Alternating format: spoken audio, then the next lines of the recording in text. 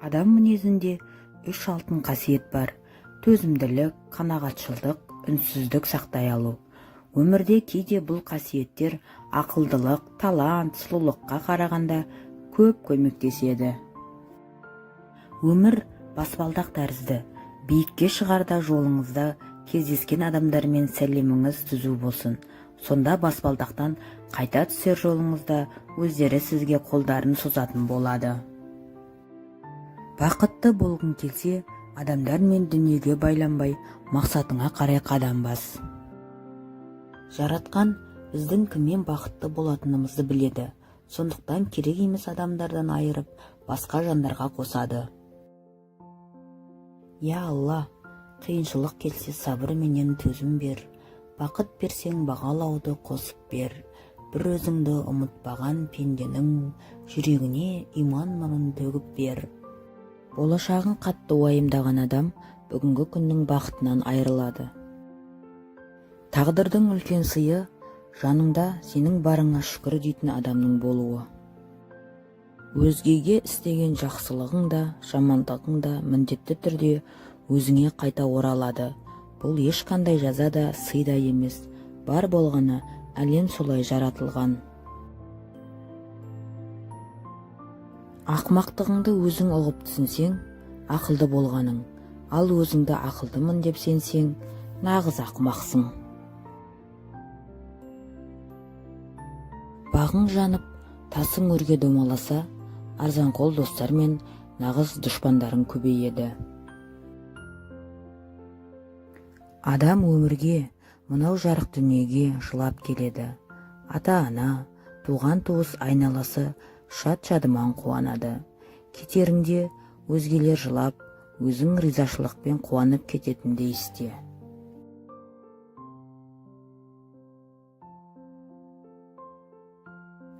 Өкінбе, өкпелеме бүгініңе, өмір болмайды түңілуге, мәңгі сені жазбаған сүрінуге, қайта тұрып хақың бар жүгіруге, өкінбе, өкпелеме бүгініңе.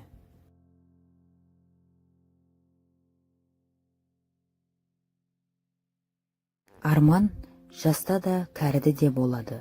Адамның ой арманы ешқашан таусылмайды. Оны орындауға жолың таусылады. Егер сіз дұрыс жолмен келе жатсаңыз, әрі осы жолмен жүре берсеңіз, соңында сәттілікке жетесіз. Өз қателігіңді мойындауға батылың жеткенде ғана оған кешіріммен қарауға болады.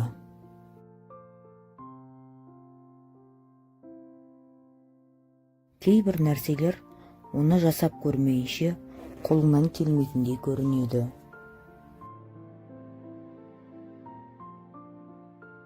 Сіздің қанша іс істегеніңіз маңызды емес. Маңыздысы қаншалықты пайдалы болғаныңызда. Үнсіздік ұлы дос, ол ешқашан саған опасыздық жасамайды. Кемел адам кемшіліктің бәрін өзінен, бос адам басқалардан іздейді.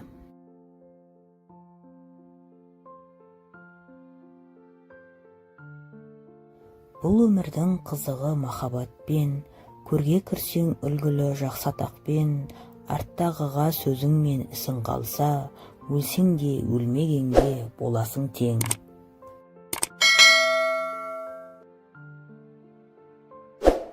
Арыңа сыймағаннан аулақ бол. Бақыт деген сенің бала күндерің, бақытсыз-ақ бақытты боп жүргенің. Өзің құрметтемеген нәрсеге бөтеннен қайтып құрмет күтесің. Бүгінгі тұрған жерің бұрынғы ойың мен сөзіңнің нәтижесі. Ал бүгінгі ойың мен сөзің ертеңгі күніңнің нәтижесі болмақ. Ендеше бүгіннен ой мен сөзге ие болайық.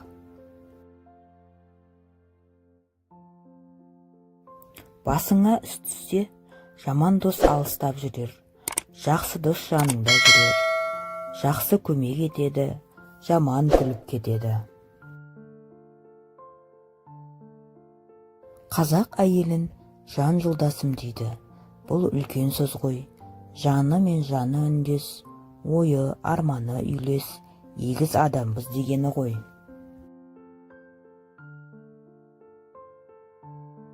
Жаныңдағы жанашырыңды, сенің бар қатеңді кешіріп, саған қамқорлық танытқаны үшін оны алақаныңда аяла.